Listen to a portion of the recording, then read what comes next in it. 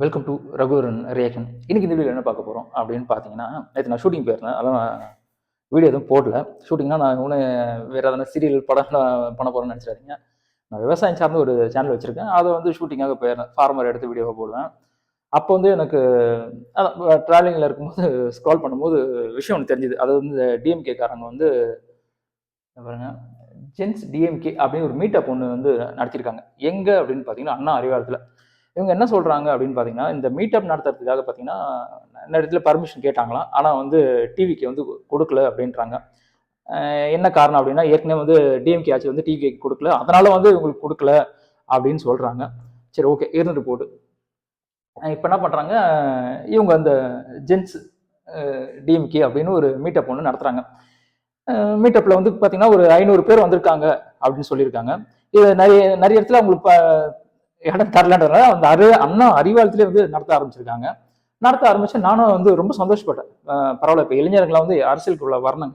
ஏன்னா வந்து அந்த அரசியல் தெரியாதனால தான் வந்து நாட்டில் இவ்வளோ பிரச்சனையே. யார் என்ன தப்பு பண்றா, அவங்க செய்யறது தப்பா ரைட்டா எதுவுமே வந்து நம்மளுக்கு புரியல. எப்போ வந்து நம்மளுக்கு அரசியல் அப்படின்னு தெரியுதோ அப்போதான் வந்து நடக்கிற தப்பை வந்து நம்ம தட்டி கேட்க முடியும். பக்கம் நியாயம் இருந்தால் அதை நம்ம எடுத்து சொல்ல முடியும். எக்ஸாம்பிள், நம்ம விஜய் நடிச்சிருப்பாரு, இந்த தமிழன் படத்துல பண்ணியிருப்பாரு. அவரு ஏதோ சொல்லிட்டு சொல்லுவார், என்ன விஷயம் தெரிஞ்சோ இல்லையோ அரசியல் சட்டம் வந்து கண்டிப்பா தெரியணும் அப்படின்னு.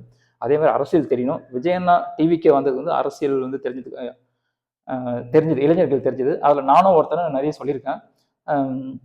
பட் நல்லது யார் பண்ணாலும் அதை நான் வந்து ஏத்துக்கோங்க. நான் எனக்கு உண்மையிலேயே வந்து விஜயண்ணா ரொம்ப பிடிக்கும். விஜயனுக்கு தான் ஓட்டும் நான் போட்டேன். நான் பொயிலாக சொல்ல மாட்டேன். விஜயனுக்கு தான் ஓட்டும் போட்டேன். நான் பொயிலாக சொல்ல விரும்பல. நான் இதுக்கு முன்னாடி ஆக்சுவலாக டிஎம்கேக்கு போட்டேன்.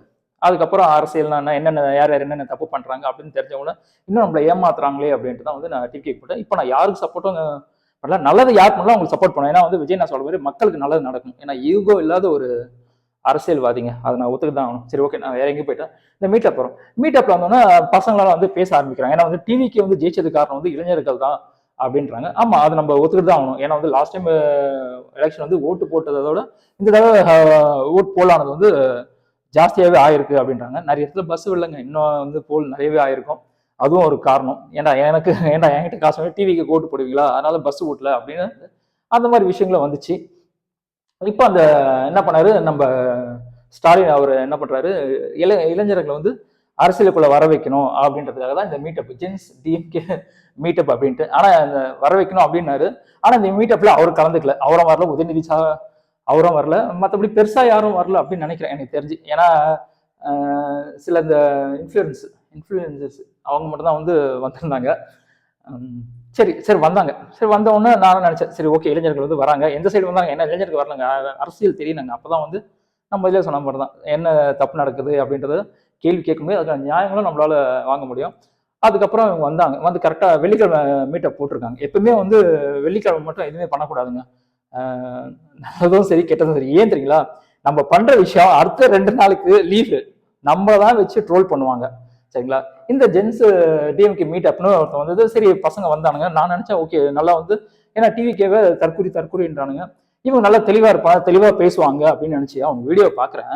அந்த வீடியோ பாருங்க, என்ன பேசியிருக்கான்னு மட்டும் பாருங்க.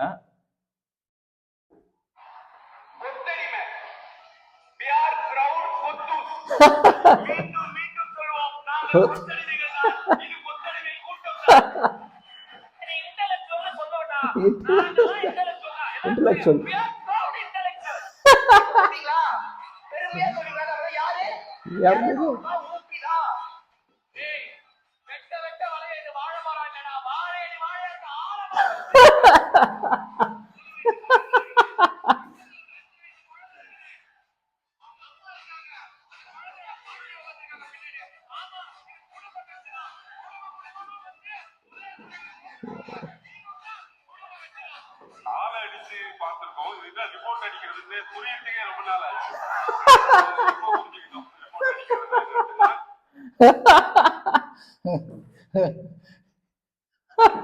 ஏங்க, எனக்கு உண்மையிலேயே சிரிப்பு தான் இருந்துச்சு அவங்க பசங்க பேசலாம் பார்த்து. அதாவது வந்து அதான் சொல்றேன், எப்பவுமே கட்சிக்கு தலைமைன்னு ஒண்ணு இருக்கும். என்ன பேசணும் அப்படின்றது ஃபர்ஸ்ட் பேசிட்டு அதுக்கப்புறம் வந்து பேச வரணுங்க. ஒரு மீட்டிங்ல பேச வரணும். ஒருத்தன் சொல்றான், ஏற்கனவே வந்து சொல்லிட்டு இருக்காங்க இது குடும்ப அரசியல். ஆமா, ஒருத்தன் குடும்ப அரசியல் தான் அப்படின்றான். ஏற்கனவே வந்து சொல்லிட்டு இருக்காங்க 200 ரூபா வந்து ஊபி அப்படின்றாங்க, ஆமா அப்படின்றான். இன்னொருத்தன் கொத்தடிமைன்றான், அதுக்கும் வந்து நாமா நான் கொத்தடிமை தான் அப்படின்றான். ஒருத்தன் பேச சொல்றாங்க, அவன் வாழையடியா வளர்றதுக்கு நாங்க வந்து ஆலமரம் கிடையாது அப்படின்ட்டு. ஐயோ புலம்ப என்ன பேசணுன்னே தெரியாம பேசி வச்சிருக்கானுங்க. அதான் சொல்றேன், இவனுங்க பண்றது வந்து ட்ரோல் ஆகும்னு நினைச்சா, ஆனா இவனுங்களே ட்ரோல் பண்ணுவாங்கன்ட்டு நினைச்சு கூட பார்க்கல. எப்பவுமே வந்து அதுதான் வந்து எப்பவுமே சரி, வெள்ளிக்கிழமை வந்து எந்த ஒரு மீட்டிங் வைக்கவே கூடாது. வச்சிங்கன்னா அடுத்த 2 நாள் நீங்க தான் ட்ரோல் ஆவீங்க. இப்ப இவனுங்க தான் வந்து ட்ரோல் ஆயிட்டு இருக்கானுங்க. ஆமாடா இது குடும்ப ஆட்சி தான்டா, நாங்க அடிமை தான்டா, கொத்த அடிமை தான்டா, ஆமாடா நாங்க 200 ரூபா தரங்க தாண்டான்ட்டு அவனுங்களே சொல்றானுங்க. ஏன்னா நாங்க வந்து மக்களுக்காக நல்லது செய்யறோம்டா, நாங்க அந்த மாதிரி கிடையாதுடா அப்படின்னு சொல்றவங்களை பார்த்திருக்கேன். ஆமாடா நான் பைத்தியம் தான்டா அப்படின்னு சொல்ற மாதிரி அப்படி பேசி வச்சிருக்கானுங்க இவனுங்க எல்லாருமே. இவனுங்க வந்து பண்றது, இவனுங்க பேசி வச்சு ட்ரோல் ஆகும்னு நினைச்சா, ஆனா இவனுங்களே வந்து ட்ரோல் ஆகணும்னு உண்மையிலே வந்து தெரியாது. அதனால வந்து நம்ம டிஎம்கே காரங்க வந்து எனக்கு தெரிஞ்சு அவங்க வழியிலேயே கரெக்டா போயிருக்கலாம். எங்க சிம்பிள் தாங்க, இவங்கெல்லாம் வச்சு வந்து எதுக்கு காசை வீண் பண்ணிட்டு இருக்கு? இவங்களுக்கு கண்டிப்பா காசுலாம் கொடுத்துருப்பீங்க, எதுக்கு இவங்கெல்லாம் வச்சு காசை வீண் பண்ணுங்க? ஏன்னா அரசியலுக்கே வந்து நீங்க வந்து நிறைய காசு வீண் பண்ணிருக்கீங்க. ஏன்னா வந்து யூடியூப்ல ஆடு கொடுத்தது, மக்களுக்கு 8000 10,000 கொடுத்தது, இதெல்லாம் வந்து அவங்களுக்கு கொடுத்தது மக்களுக்கு, மக்கள் காசை, மக்களோட வரி பணத்தை மக்களுக்கே நீங்க பண்ணிடுறீங்க. நீங்க இவ்வளவு கஷ்டப்படவே தேவையில்லைங்க, ஈஸியா ஜெயிச்சிருப்பீங்க. விஜயனை ஜெயிக்க வாய்ப்பே கிடையாது. அது வந்து நீங்க ஆண்ட வருஷத்துல மக்கள் வரி பணத்துல மக்களுக்கே செஞ்சு ஏதோ உங்களுக்கு கொஞ்சம் எடுத்து வச்சுக்கிட்டு ஏன்னா எல்லாரும் பண்றது. அதாவது பெட்ரோல் திருடாத டிரைவர் இருக்கானா? கிடையவே கிடையாது, சரிங்களா? ஆனா ஏதோ இந்த காலத்துல வந்து பெட்ரோல் திருடாத டிரைவர் வந்திருக்குது. அதான் ஒத்துக்குதான் ஆகணும், ஏன்னா அவங்க ஆட்சி வந்து வேற மாதிரி இருக்கு. அதனால பெட்ரோல் திருடாத டிரைவர் இருக்கானா? அதனால உங்களுக்கு தேவைக்கு எடுத்து வச்சுட்டு மக்கள் செஞ்சிருக்கணும். எல்லாத்தையும் எடுத்துக்கிட்டு மக்களுக்கு ஏதோ அப்படி இப்படின்னு கண்துடைப்பா செஞ்சா மக்கள் என்னங்க பண்ணுவாங்க சொல்லுங்க? ஏழைகள் ஏழையாக தான் இருக்காங்க, கஷ்டப்பட்டு தான் இருக்காங்க. கஷ்டப்படுத்துறவங்களை இன்னும் கஷ்டப்படுத்த தான் செஞ்சீங்க. அதனாலதான் மக்கள் வந்து உங்க ஆட்சி வேண்டாம் அப்படின்னாங்க. இந்த பசங்கள்லாம் கூட்டு வந்து அது உங்களுக்கு செலவு பண்ணத காசை மக்களுக்கு எதனால செஞ்சிருந்தீங்கன்னா உண்மையிலே சொல்ற மக்கள் வந்து உங்களை வந்து அடுத்த எதாச்சும் யோசிப்பாங்க. இந்த மாதிரி சின்ன பசங்களை வச்சு, பேசவே தெரியாதவங்களை வச்சு, அதாவது இவனுங்க, அதாவது விஜய் நான் மீட்டிங் பார்த்தேன், அவங்களோட கூட்டத்தெல்லாம் பார்த்துருக்கோம். அவங்களுக்குலாம் வந்து காசே தரலங்க, ₹1 கூட தரலங்க. அவங்களுக்கு காரணம் தெரியுமா? விஜய் அப்படின்றவர் ஒரு நல்ல மனிதர் அப்படின்றதுக்காக தான் அந்த கூட்டம் ஓடி இருந்துச்சு. காசுக்காக வர கூட்டம் அப்படின்றது வந்து இப்ப பேசும்போதே அவனுங்களே ஒத்துக்கிட்டானுங்க, காசுக்காக தான் வரேன் அப்படின்ட்டு. அதனால டிஎம்கே இருக்கிற எல்லாருக்கும் என்ன சொல்றேன்னா, இவங்களை வச்சு அரசியல் பண்ணாம நீங்க மக்களுக்கு, ஏன்னா வந்து நீங்களும் அனுபவசாலிங்க, ஏற்கனவே நீங்களே சொல்லியிருக்கீங்க நாங்க அனுபவசாலிங்க, டிவிகேல இருக்கலாம் சின்ன பசங்க அப்படி. சரி, நீங்க அனுபவசாலிங்க, மக்களுக்கு என்ன தேவை, என்ன பண்ணா மக்கள் வந்து நம்ம வருவாங்க, நம்ம சைடு வந்து வருவாங்க, அப்படி அதுக்கான வேலைகள் பண்ணணும். என்ன டெக்னாலஜி பண்ணலாம், விவசாயத்துல என்ன பண்ணலாம் அப்படின்னால விஷயங்களை யோசிச்சு அதை பண்ணுங்க அப்படின்னு. இன்னும் இருக்குங்க, எலெக்ஷன் வருதுன்னு 5 வருஷம் இருக்கு. இப்பயே ஆள் சேர்க்கிறேன்ட்டு அவனுங்க இருந்த கொஞ்ச நெஞ்ச மாத்தி வாங்கிட்டு போயிட்டானுங்க. ஆமாடா 200 தாண்டா, ஆமாடா கொத்தடிமை தாண்டா, ஆமாடா குடும்ப ஆட்சி தாண்டான்ட்டு அவங்களே வந்து அதை பெருமையா வேற சொல்றேன், அது பெருமையா சொல்லிக்கிங்க அப்படின்றான். இந்த மாதிரி பசங்களை வச்சுலாம் நீங்க அரசியல் பண்ணாதீங்க, உங்களோட கட்சி தான் வந்து நாசமா போகும். இதுக்கு இப்ப தெரியுதா ஏன் வந்து விஜய் வந்து இன்டர்வியூ தரல அப்படின்ட்டு. சரி, ஓகே, அதை நான் அடுத்த வீடியோல பேசுறேன். ஏன் விஜய் வந்து இன்டர்வியூ வந்து தரமாட்டேன்றாரு, அவர் இன்டர்வியூ தந்தா என்ன மாதிரி பிரச்சனைகளை வந்து ஒரு சந்திப்பாரு அப்படின்றது எனக்கு தெரிஞ்சதை நான் சொல்றேன். சரி, காமன் மனுஷனாவே எனக்கு தெரிஞ்ச நான் விஷயங்கள் நான் சொல்றேன். அதனால இந்த மாதிரி பசங்களை வச்சு அரசியல் பண்ணாதீங்க. இவங்களால வந்து கட்சிக்கு வந்து கெட்ட பேர் தான், நல்ல பேர் உண்மையிலேயே வராது. ஏன்னா சின்ன பசங்க என்ன பேசுறதுன்னு தெரியாதே பேசுறாங்க. அந்த மைக்கு வந்துட்டாலே வந்து இந்த பயத்துல என்ன பேசுறதுன்னு தெரியாம பேசுறானுங்க. அதனால வந்து மக்களுக்கு என்ன நல்லது அந்த மாதிரி விஷயங்களை யோசிங்க. டிவிகேவை எப்படி அழிக்கணும் அப்படின்னு யோசிச்சுட்டு இருந்தீங்கன்னா மக்களுக்கு என்ன நல்லது பண்ணுன்றதை பத்தி நீங்க யோசிக்கவே மாட்டீங்க, அதுக்கான நேரம் உங்களுக்கு கிடைக்காது. அதனால டிவிகே விட்டுருங்க, அவங்க பண்ற ஒரு சைடு பண்ணிட்டு இருக்கட்டும், உங்க சைடுல நீங்க என்ன நல்லது பண்ணலாம், அடுத்தது என்ன மக்களை வந்து என்ன மாதிரி வளர்ச்சி பாதிக்கணும், ஐடியை வந்து எந்த மாதிரி எடுத்துட்டு போகலாம், விவசாயத்தை எந்த மாதிரி எடுத்துட்டு போகலாம் அப்படின்றது மட்டுமே யோசிச்சிங்கன்னா மட்டும்தான் நீங்க இனிமேல் ஆட்சியில் வர முடியும். இல்லைன்னா கண்டிப்பா ஆட்சியிலே வர முடியாது. ஏன்னா வந்து டிவிகே வந்து அவ்வளவு நல்ல விஷயங்கள் பண்ணிட்டு இருக்காங்க. அதை நம்ம யாரும் வந்து மறக்கவே முடியாத அளவுக்கு, மறக்கவும் முடியாது அந்த அளவுக்கு வந்து செஞ்சிட்டு இருக்காங்க. நானும் நிறைய வீடியோ நான் பார்த்துட்டு இருக்கேன். அதனால வந்து இவங்களை வச்சு பண்ணாதீங்க, பண்ணீங்கன்னா உங்களுக்கு கட்சி தான் இன்னும் வந்து நாசமா போகும். பட் இதை பத்தி பேசணும் அப்படின்னு தோணுச்சு, அதனாலதான் பேசுறேன். ஏற்கனவே சொன்ன மாதிரி தான், அவங்களுக்கு வந்ததெல்லாம் வந்து காசே வாங்காம அந்த கூட்டம், அதனாலதான் ஜெயிச்சுது, வேற ஒன்றும் கிடையாது.